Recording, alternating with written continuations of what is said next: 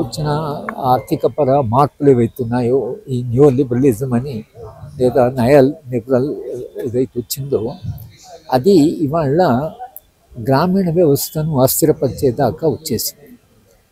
తెలంగాణ రాష్ట్ర పోరాటం ఏదైతుందో, రాష్ట్రం కావాలని పోరాటం ఏదైతుందో, తెలంగాణ వెనుకబడిన ప్రాంతమని, తమకు న్యాయంగా రావాల్సిన నీళ్లు రాలేదని, నిధులు రాలేదని, నియామకాలు జరగలేదని, మా ఉద్యోగాలు మావే, మా భూమి మాదే, మన సంపద మాదే అని మనం అన్నాం. కానీ మన వ్యాపారాలు కూడా మనవే అనేటువంటి నినాదం అప్పుడు రాలేదు.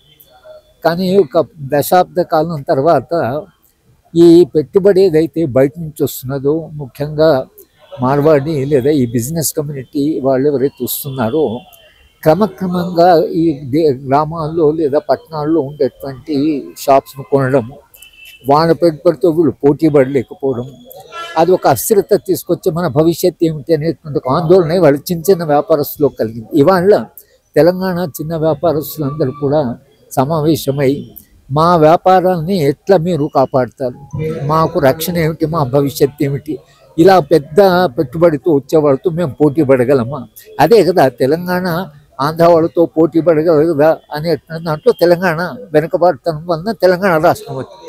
తెలంగాణ రాష్ట్రంలో నిజంగా అంత పెట్టుబడి లేని వాళ్ళు, చిన్న చిన్న వ్యాపారస్తులు వాళ్ళు కూడా చితికిపోతుంటే, తెలంగాణ రాష్ట్రం ఏదైతే ఆకాంక్ష కొరకు పోరాడిందో అది వాళ్ళ పెద్దగా దెబ్బతిన్నది. కనుక ఒక వెనుకబడిన ప్రాంతంలో వెనుకబడినటువంటి వర్గాలు ఏవైతే వాళ్లకు రక్షణ కల్పించడమే తెలంగాణ కదా, అది వాళ్ళు మనం సాధించలేకపోయాం. కనుక జయశంకర్ గారు ఒక మాట అనేవాడు, తెలంగాణ వచ్చిన తర్వాత తెలంగాణ పునర్నిర్మాణానికి జరగవలసిన పోరాటం తెలంగాణ పోరాటం కంటే పెద్ద పోరాటం జరగవలసి ఉంటుంది.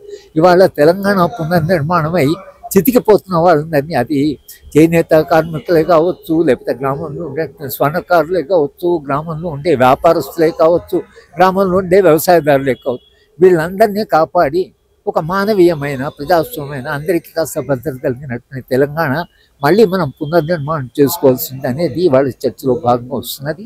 దాని గురించి మళ్ళీ తెలంగాణ పునరాలోచించవలసిన అవసరం ఒక సందర్భం వచ్చిందనేది ఇవాళ మనము మీడియా కూడా దీని మీద లోతైన చర్చ జరపాలనేది మా ఆకాంక్ష. అంటే కులవృత్తులు ఈ మార్పు వచ్చిన పెద్ద మార్పు పెద్ద వాళ్ళతో చిన్న వాళ్ళు పోటీ పడలేదు. కులవృత్తులు నాశనం కావాలంటే ఇప్పుడు చేనేత కార్మికులు, లేకపోతే కుమ్మని వాళ్ళు, లేకపోతే చెప్పులు చేసుకున్నారు. ఇది గ్రామంలో ఒక ఆర్థిక వ్యవస్థ ఇంటర్డిపెండెంట్, ఒకరి మీద ఒకరు ఆధారపడిన వ్యవస్థ ఉండేది.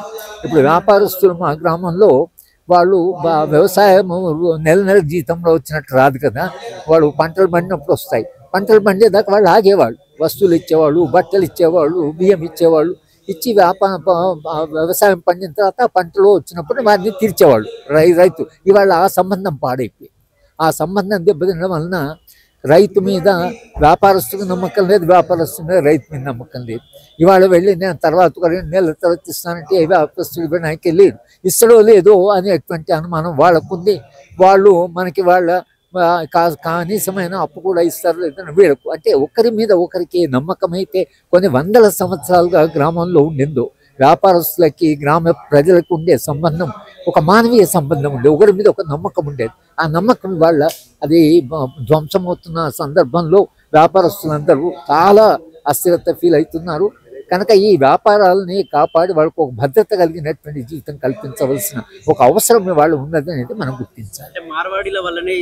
మార్వాడీలు కాదు, మార్వాడీలు బిజినెస్ రంగంలో ఉన్నారు. కానీ ఎక్కువ సంపద ఉన్నవాళ్ళు, ఎక్కువ పెట్టుబడి ఉన్న వాళ్ళు ఎవరైతున్నారో వాళ్ళు వచ్చే చిన్న చిన్న వాళ్ళు పోటీ పడలేకపోతున్నారు.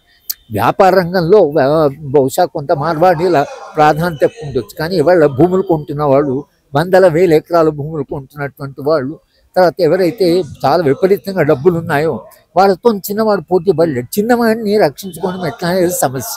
అది వ్యాపార రంగంలో కావచ్చు, వ్యవసాయ రంగంలో కావచ్చు, ఉద్యోగ రంగంలో కావచ్చు, అది ఏ రంగంలో అయినా కావచ్చు, బలహీనని కాపాడడం ఎట్లా అనేటువంటిది వాళ్ళ సమస్య.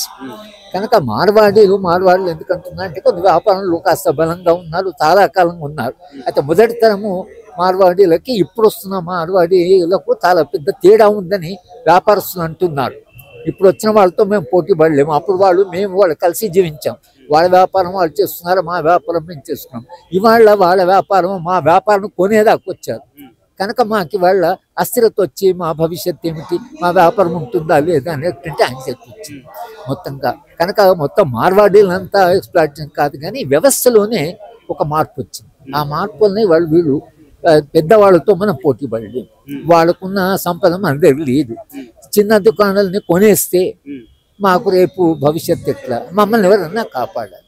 రాజ్యము ప్రభుత్వము మాకు రక్షణ కల్పించడానికి ఏదైనా చట్టం తీసుకొచ్చి ఒక 5 లక్షల అంటే జనాభా ఉన్నటువంటి పట్టణాలలో బయటి కాకుండా మేమే వ్యాపారాలు చేసుకుంటామో ఆ వ్యాపారాలకు భద్రత కలిగించాలని వాళ్ళు అడుగుతున్నారు. దాంట్లో న్యాయం ఉంది. తెలంగాణ ప్రభుత్వం ఆ దిశగా ఆలోచించవలసిన అవసరం ఉంది.